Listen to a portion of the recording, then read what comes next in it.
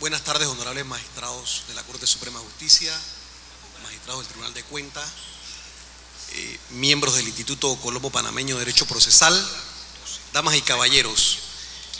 Realmente debía haber preparado una ponencia que creo que se me fue la mano. Contaba aquí al colega que era de 168 páginas y resulta que tengo 10 minutos. Así que creo que de a milagro me va a dar para leer el PowerPoint. 12 minutos. Así que arranco como una carretilla. El amparo de garantías constitucionales se ha debatido si es un recurso o si es una acción. Incluso la propia Constitución en su artículo 54 lo trata como recurso. Realmente se trata de una acción. Me voy a referir directamente, y nos vamos a olvidar el tema de las definiciones y los conceptos básicos, ya que a partir del año 2008 la Corte Suprema de Justicia cambia el criterio de poder atacar mediante la demanda de amparo de garantías constitucionales solo órdenes de hacer o de no hacer, y lo amplía la palabra actos, que está consagrado en el artículo 2615 del Código Judicial, fundándose para ello en los salvamentos constantes que hacía el magistrado don Arnulfo Arjona, posteriormente el magistrado Jerónimo Mejía, y que venían tocando el punto de la Convención Americana de Derechos Humanos o Pacto de San José, que en su artículo 25 señala que toda persona tiene derecho a un recurso sencillo, rápido y efectivo que le ampare contra las órdenes abusivas de un servidor público que le afecte sus derechos fundamentales. Derechos fundamentales consagrados en la Constitución, en los tratados internacionales, porque Panamá, según el artículo 4 de la Convención de la propia Constitución, acata esas normas, o también derechos fundamentales que están consagrados en la ley, lo cual es posible. Como vemos diseminado el artículo 32 del debido proceso, lo vemos en la ley 38 del 2000, lo vemos en el propio Código de Procedimiento Judicial. Había todo un catálogo que no me voy a poder permitir leer, que no procedía amparo contra oficios. La Corte amplió el criterio de que, en el caso, yo me acuerdo que yo fui una de las primeras personas que lo atacó, un caso de la DRP, el caso Magdalena Rodríguez de Durán, donde la Corte Suprema, yo me manifestaba que la orden era contra Magdalena Rodríguez de Durán y no contra las cuentas donde ella firmaba, donde ella no era titular.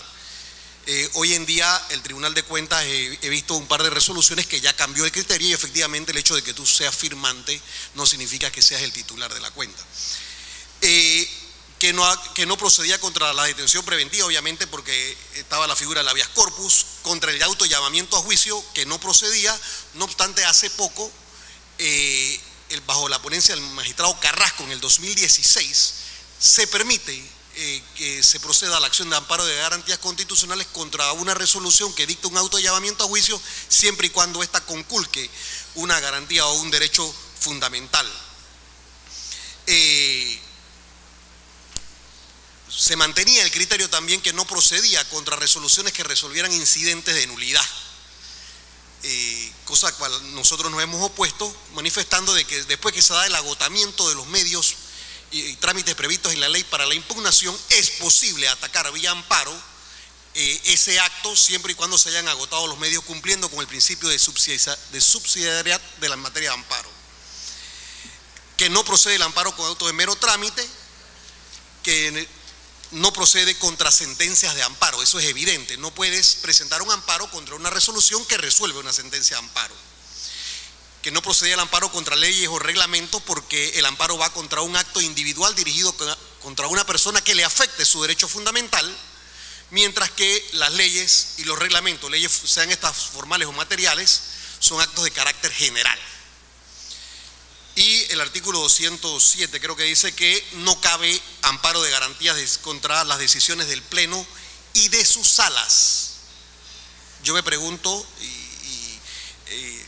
en la ponencia que tengo escrita sí manifiesto obviamente que sí se puede, ¿qué ocurre cuando son actos dictados por sala unitaria?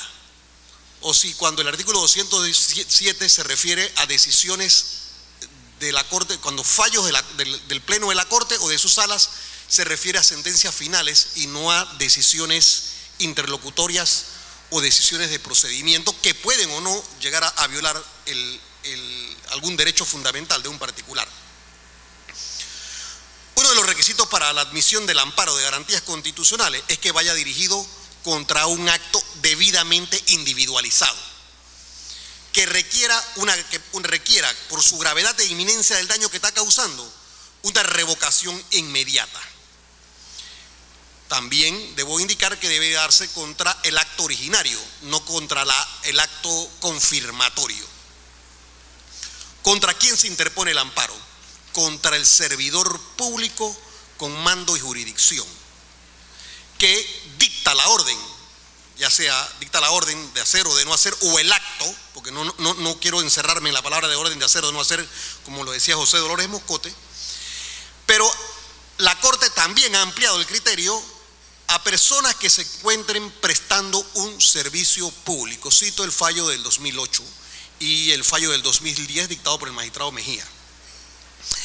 El artículo 25 de la Convención Americana de Derechos Humanos lo extiende a amparo contra particulares. Y aquí comienza un problema porque la Constitución sí es clara al decir que se trata contra servidores públicos. Entonces hay un choque entre el Tratado Internacional y la Constitución de la República. Y no olvidemos que es fundamental la determinación, la calidad del funcionario determina la competencia del juez o magistrado que va a conocer la demanda de amparo de garantías constitucionales. Legitimación. La persona afectada, ha dicho la Corte, es la única que puede ejercer la acción de amparo de garantías constitucionales. A pesar de que el artículo 54 y a pesar de que la Convención Americana de Derechos Humanos señalan que dice que la orden puede ser revocada a petición suya, se refiere al particular, que son el artículo 26 y 19, tiene que hacerlo a través de apoderado, dice, o de cualquier persona. Debo confesarles que la Corte Suprema de Justicia no ha estado admitiendo demandas de amparo de garantías constitucionales que no sean ejercidas por el verdadero afectado, por la persona directamente afectada, y debe hacerse a través de abogado. Llegamos a los medios y trámites que hay que agotar, el principio de subsidiariedad que le da el carácter autónomo y el carácter extraordinario al amparo de garantías constitucionales. El artículo 26.15, numeral 2, señala que solo procederá a la acción de amparo de garantías constitucionales cuando se hayan agotado los medios y trámites previstos en la ley para la impugnación de la resolución judicial de que se trate. Pues bien, esta norma que viene de los principios de los años 1990, el impulsor fue el magistrado Edgardo Molino Mola. Creo que es un decreto de gabinete de 1990, si mi memoria no me es infiel, el decreto de gabinete número 50 de 1990. La Corte utilizó esa norma, la redacción de cuando dice los medios y trámites previstos en la ley para la impugnación, y lo extendió a los actos administrativos. Debo confesarles que el criterio basado en la Convención Americana, en el artículo 8 y en el artículo 25, la Corte Suprema de Justicia en su constante fallo ha señalado de que ese agotamiento de los medios y trámites previstos en la ley solo es para cuando se trate de resoluciones judiciales. Y yo voy más allá, cito el caso de Aquilino de la Guardia, que presentamos una demanda de amparo de garantías constitucionales que fue admitida, porque fue declarado en quiebra. El juez el auto que declara la quiebra queda ejecutoriado de pleno derecho después de haberse ejecutado, después de haberlo declarado. 11 meses después el juez lo extiende y amplía el auto declaratorio de quiebra a los fiadores y declara en estado de quiebra al difunto Aquilino de la Guardia, y nosotros presentamos un amparo. Y decía que el medio y el trámite previsto en la ley para la impugnación no me ofrecía una verdadera tutela judicial efectiva. La Corte, el Tribunal Superior me admitió el amparo y la Corte lo reconoció. Tengo que confesarles que no prosperó, pero finalmente logramos incluir de que si fuese posible evitar el agotamiento de los medios y trámites previstos en la ley, cuando estos no ofrecen una verdadera tutela judicial efectiva. Porque solo hay que agotar los recursos ordinarios, que son el recurso de apelación, el recurso de reconsideración y el recurso de hecho. En este artículo 2615, numeral 2, la Corte creó dos principios. El principio de preferencia administrativa, es decir, que usted no podía concurrir a la Corte Suprema vía amparo, aun cuando la lesión y el daño que se había producido por el servidor público fuese de carácter particular y a un derecho fundamental, si se trataba, si usted tenía que ir a concurrir a la vía a la contencioso administrativa. Este principio de preferencia nosotros no hemos opuesto. Primero, no existe en la ley, no existe en los tratados internacionales y había sido creado vía jurisprudencia por el magistrado Arturo Hoyos, y después el principio de definitividad que ya hemos explicado, que es el agotamiento de los trámites previstos en la ley. En cuanto a los amparos sucesivos, la Corte Suprema de Justicia ha manifestado claramente que no se pueden proponer ni admitir demandas de amparo de garantías constitucionales sucesivas contra el mismo funcionario demandado y contra la misma orden dictada por él, aun cuando se propongan ante tribunales competentes distintos. Recientemente hay un fallo del magistrado Hernán de León Batista que lo explica muy bien. Les voy a manifestar el fallo exactamente. Fallo de 31 de agosto del 2015 bajo la ponencia del magistrado Hernán de León Batista.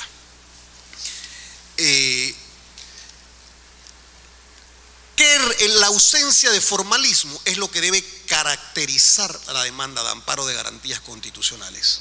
Cuando el artículo 25 de la Convención Americana señala que toda persona tiene derecho a un recurso rápido, sencillo y efectivo. Entonces, sencillo, rápido. Yo tengo un amparo que tiene 8 meses de estar recogiendo firmas, todavía no termina de recoger firmas. Entonces ahí lo de lo rápido se quedó. Lo sencillo, creo que se debe estar claro que debe tener una ausencia de formalismo. Formalismo no significa que no deba cumplir con algunas formalidades. Aparte de los requisitos comunes de toda demanda, debe haber una mención expresa del acto atacado. Debe ser un acto individual, debe ser el acto originario. Debe además señalar cuál es el funcionario demandado o corporación demandada, la corporación que impartió la orden, y usted debe poner el nombre de la persona que preside esa corporación, los hechos en que usted fundamenta la pretensión, las garantías infringidas y el concepto de la infracción. Y lo más importante, la prueba de la orden impartida o la manifestación expresa de no haberla podido obtener. Es muy simple y muy sencillo. Si usted no puede aportar la prueba, usted tiene que manifestar claramente dónde se puede obtener y la imposibilidad de por qué no la ha podido obtener. El retiro de la demanda de amparo no está previsto, pero aplicando las normas, las reglas generales del Código de Procedimiento Civil, podemos advertir que sí es posible el retiro voluntario de la demanda de amparo, al igual que es posible desistir de la demanda de amparo, y eso es muy, muy común. La Corte, el retiro de la demanda de amparo no ha sido una figura muy común, pero el desistimiento de los amparos sí. Uno de los temas, de los puntos más controversiales de la demanda de amparo de garantías constitucionales es el término para la interposición. Inicialmente se dijo que primero que no existe un término establecido en la ley ni en la Constitución, sino de que la Constitución lo que señala es que se debe tratar de un acto vigente, de un acto actual que te esté causando un daño o una amenaza grave que requiera una revocación urgente, inmediata. Entonces la Corte interpretó inicialmente que eran 6 meses, después en un fallo posterior dijo que 5 meses, y la tesis actual es que son 3 meses.